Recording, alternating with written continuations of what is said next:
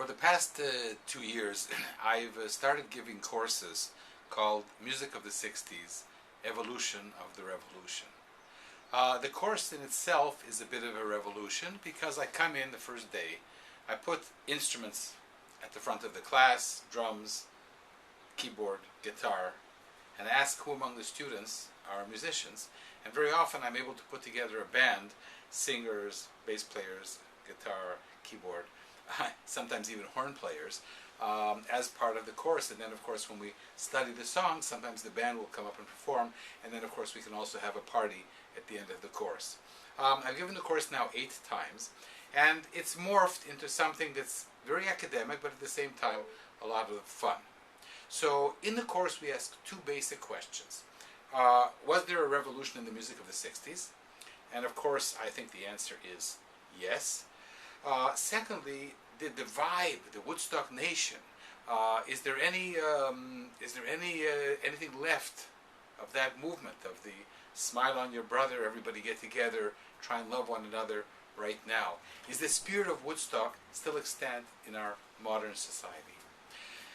I'm quite ambivalent about that. If you ask me, Woodstock lives on in Wikipedia, but that's another story. How did the course come to life? I'm a professor of microbiology, but I'm also a professional musician at jazz, and I had this idea of having a course that was interactive, interdisciplinary, and part of my philosophy is that if you have a PhD, you're supposed to be able to do research on anything.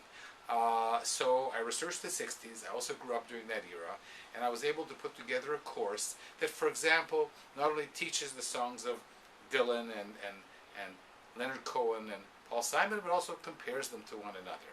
And when we talk about the Beatles, we study the lyrics of some of their songs, we listen to the music.